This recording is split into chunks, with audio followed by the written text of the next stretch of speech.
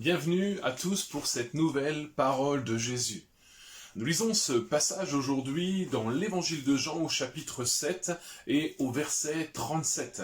Ce passage nous dit: le dernier jour, le grand jour de la fête, Jésus se tenant debout s'écria: si quelqu'un a soif, qu'il vienne à moi et qu'il boive. C'est cette parole sur laquelle nous voulons nous arrêter aujourd'hui. Si quelqu'un a soif, qu'il vienne à moi et qu'il boive. Quelle parole de Jésus pour nous aujourd'hui encore.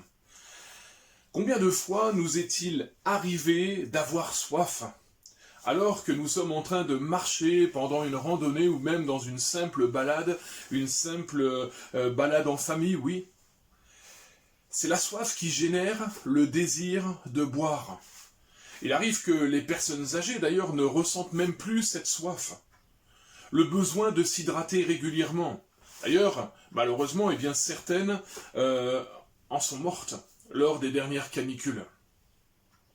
Oui, notre corps a besoin de renouveler l'eau qui le compose pour son bon fonctionnement. Et il en est ainsi aussi pour notre âme. Comme je le disais, certaines personnes âgées sont mortes de ne pas avoir bu suffisamment parce qu'elles n'ont pas ressenti le besoin. Eh bien, notre âme court aussi à sa perte si malheureusement nous ne lui donnons pas l'eau nécessaire, la nourriture nécessaire. Le psalmiste dira dans le psaume 63, verset 1, « Ô Dieu, tu es mon Dieu ». Je te cherche, mon âme a soif de toi, mon corps soupire après toi dans une terre aride, desséchée et sans eau. L'introduction de ce psaume nous dit « Psaume de David lorsqu'il était dans le désert de Juda ». Ça nous parle.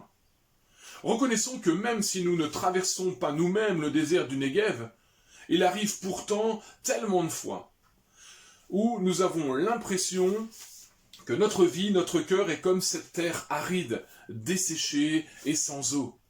Desséchée où l'eau de la vie manque. La bonne nouvelle, c'est que si nous sommes dans cet état, Jésus nous invite à venir à lui pour boire de son eau vive. Cette eau douce qui redonnera vie, aux moindres particules de notre être tout entier. Ce matin, Jésus se propose d'étancher toutes nos soifs. Alors, de quoi avons-nous soif? De réussite, de gloire, soif d'enivrement peut-être, de justice, et peut-être même de vengeance, soif de vérité. Jésus dira à la Samaritaine, au puits de Sichar, en parlant de l'eau physique de ce puits, quiconque boit de cette eau a encore soif. On peut lire ça en Jean chapitre 4, verset 13. Cette femme samaritaine avait particulièrement soif d'amour, elle. Sa soif l'avait conduit vers de multiples expériences compliquées qui s'étaient soldées par des divorces. À ce sujet, la Bible déclare dans le Cantique des Cantiques chapitre 2 au verset 7 « Je vous en conjure, ne réveillez pas l'amour avant qu'elle le veuille. » Mais Jésus ne va pas laisser cette soif. Il va lui indiquer la bonne source. Oui, il ne laissera pas la Samaritaine avec sa soif et courir dans tous les sens. Non, Jésus va lui donner la bonne source.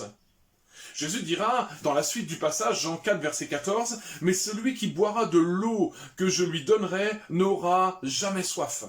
Et cette eau que je lui donnerai deviendra en lui une source d'eau qui jaillira jusque dans la vie éternelle. » Alléluia!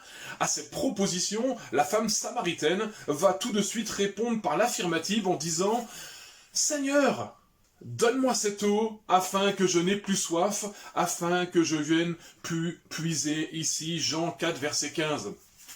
J'espère que c'est ton état d'esprit, que c'est notre état d'esprit ce matin. Disons Seigneur, réclamons-lui, Seigneur, donne-moi cette eau afin que je n'ai plus besoin de courir partout à n'importe quelle source pour aller puiser. Je ne sais pas de quelle soif nous sommes animés, mais la seule réponse à celle-ci est de venir à la source d'eau vive qu'est Jésus-Christ. Il est le même hier, aujourd'hui, éternellement, et sa proposition tient toujours pour nous, aujourd'hui, en 2020. À l'instar de cette femme samaritaine, exprimons au Seigneur ce matin notre désir de recevoir de son eau, l'eau de sa parole, l'eau de sa vie, afin que toutes nos soifs en lui soient étanchées. et que nous n'ayons plus besoin d'aller nous rassasier ailleurs. Bonne méditation et à demain.